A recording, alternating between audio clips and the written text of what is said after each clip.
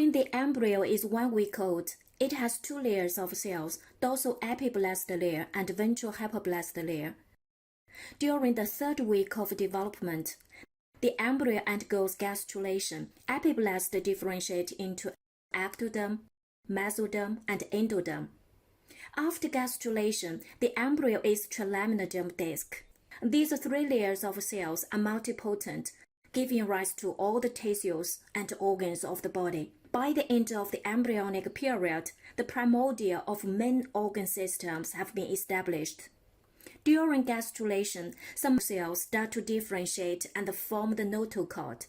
Eventually, the notochord gives rise to the nucleus pulposus.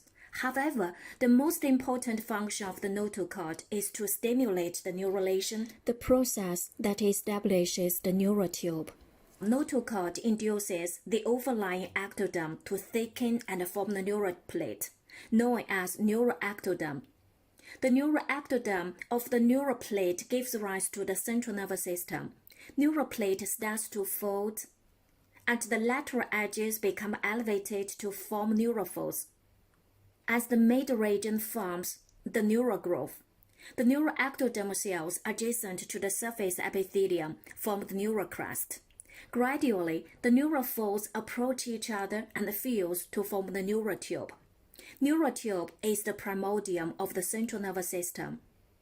As the neurophores fuse to form the neural tube, neural crest cells undergo epithelial to mesenchymal transition. These specialized cells leave the neuroectoderm by migration and enter the mesoderm to form a new layer of the cells between ectoderm and neural tube. Neural crest cells are like little explorers. They migrate throughout the developing fetus and form a variety of tissues, including peripheral nervous system, melanocyte of the skin, craniofacial skeleton, and chromaffin cells of the adrenal gland, and parafollicular cells of the thyroid gland. Neural crest cells are responsible for so many organs and tissues. Many human diseases result from abnormal migration and proliferation of neural crest cells, such as congenital megacolon. At the beginning of the 4th week, the neural tube has 2 openings at both ends, like a hollow tube. A large opening at the top is anterior or cranial as the small opening at the bottom is posterior or caudal neuropore. Cranial neuropore seals at day 25th, and the caudal neuropore seals a few days later at around day 28th.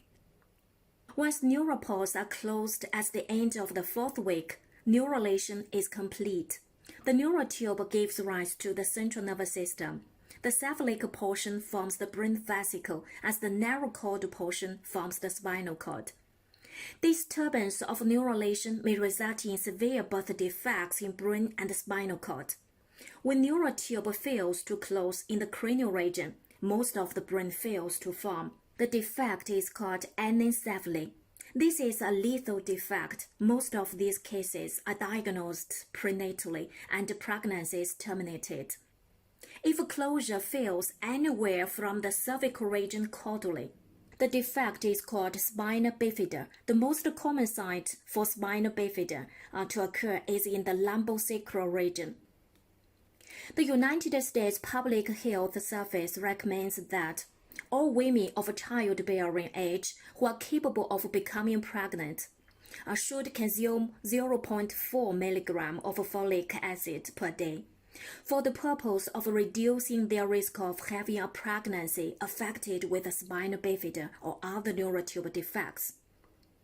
By the time the neural tube is closed, 2 bilateral ectodermal thickenings, the aortic plaques and lens plaques become visible in the cephalic region of the embryo. The aortic plaques invaginate and form aortic vesicles, which develop into cochlea as the inner ear. At the same time, the lens plaques develop into lens and cornea of the eyes. They develop into the sensory epithelium of the ear and eye. As the surface ectoderm gives rise to epidermis of the skin and structures associated with the skin, like hair, nails, sweat glands, and mammary glands. The surface ectoderm also participates in the formation of adenohypophysis. Well, this is the evolution of the ectoderm. Now have a quiz.